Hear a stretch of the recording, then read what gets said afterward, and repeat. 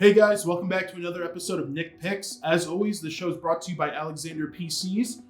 We're back to you today with another mouse review, and we are looking at the glorious Model O Wireless. This is a lightweight wireless ambidextrous mouse with a 1000 hertz polling rate, and it has been known to compete with the best, even from Logitech and Razer.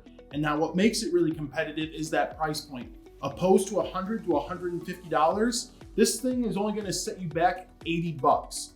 And being an ambidextrous mouse means that's not particularly designed for claw, fingertip, or palm grip. More of, it's a one-size-fits-all mouse. So anyone who picks this up should be able to find a grip that works for them. So now, let's get into the review. Before we get into all the details, let's go ahead and see what's waiting for us when we open up the box. First, after removing the lid, we are immediately introduced to our mouse.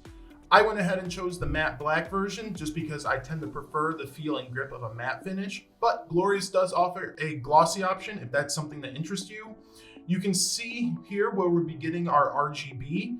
There are two thin strips that go across each side of the mouse, as well as lighting on the scroll wheel. As someone who isn't the biggest fan of immense amounts of RGB, I really appreciate the toned down, more accent pieces of RGB, opposed to it looking like I'm rolling a disco ball across my desk. So before I put the mouse down, I'm definitely gonna have to hear those clicks and do a creak test.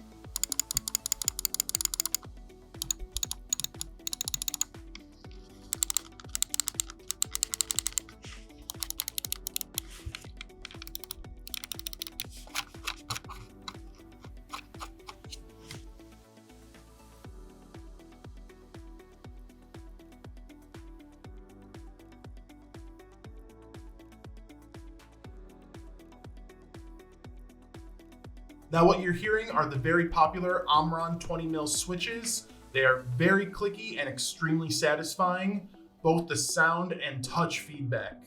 Now, with the mouse aside, we can see that directly under it is our 2.4 gigahertz dongle, along with the optional pass-through hub. This is really nice if you're someone whose PC won't have a direct signal to the mouse, because you can simply plug the dongle into the hub and use the included USB Type-C cable to plug the hub into your PC. This way, you can have the dongle anywhere on your desk to make sure your mouse is getting the best signal possible. Now, speaking of the USB cable, you'll find it right here under the last plastic layer, along with some stickers and the manual. Now, one thing I will say right away, I'm not the biggest fan of these trident designs for charging cables, just because it tends to make it harder to use with other devices, such as a controller or charging your phone. But I'll let that slide because I am a big fan of Glorious's paracord cable. What makes these really nice to use over your standard rubber or braided cable is that they are extremely light and loose, meaning that if you have to play while this is charging, you won't get the feeling of cable tension. You probably won't even notice the cable at all, as it does a great job of giving you that wireless feel while it's plugged in. Now, with all of that out of the way, what has Glorious managed to pack into this $80 mouse? You'll be getting Glorious's own BAMP sensor, which goes up to 19,000 DPI, 6 programmable buttons, 3 zones of RGB, and a battery rated for 71 hours. All of this is housed in their advertised 69-gram shell. Now, I wanted to make sure of this right away, so I went ahead and weighed it on the scale I have here. It bounced around between 68 and 70 grams, so with acceptable margin of error, they are not lying about the weight of this mouse. Now, playing with this mouse, the weight is easily noticeable. Flick shots are a breeze, and Glorious's G-skates leave the mouse gliding across the mouse pad with no issues. The honeycomb design was also not an issue at all. It's something I didn't even realize when I was using it, so I don't think those hole cutouts will really bother anyone who picks this mouse up. I am definitely an arm aimer over a wrist aimer, so having a lightweight mouse that slides easily to give me full range of motion is a huge plus. Now, there are lighter mice on the market, but a lot of them are going to be more expensive, and I'm sure at this $80 price point, the 69 grams is perfectly acceptable. Now, I said earlier that this mouse has a 1000 hertz polling rate, and I know a lot of more modern high-end mice are targeting the 4K polling rate, but I honestly didn't notice it too much in real-world gameplay, and I'm no Shroud or Dr. Disrespect, and I think for most gamers, a 1000 hertz polling rate is all you'll really ever need. So, how does this mouse feel when holding it though? I'm someone that leans heavily in the claw grip, so that means I usually prefer the hump of my mouse to be located towards the rear, so it can support my palm up and allow my fingers to curve down onto the buttons. As you can see, the Model O Wireless has more of a centered hump to fit that ambi design. I still managed to find my placement and was able to comfortably play with a more relaxed claw grip. It's not my preferred, but it didn't bother me or feel uncomfortable in any way. Now, palm grip was a bit easier than the harsh claw and about as comfy as the relaxed claw I found myself using earlier. My hand rested easily over the mouse and all fingers landed right where they were supposed to be. If you do have larger hands, your ring and pinky finger may glide on your mouse pad. As something of a giant myself, standing in at 6'4", I did have this happen, but it didn't bother me at all, and for a standard hand size, it probably won't be noticeable in any way. Now, finally, for fingertip grip, well, it worked.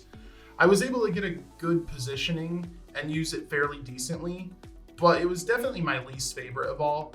Now, that is most likely due to the fact that I'm using the regular Model O. Glorious does offer a Model O minus, which is a smaller version of the mouse, and I can see fingertip working much better on that. The shape and everything is great for fingertip, but I think if that's your goal, go for the Model O minus variant in this lineup.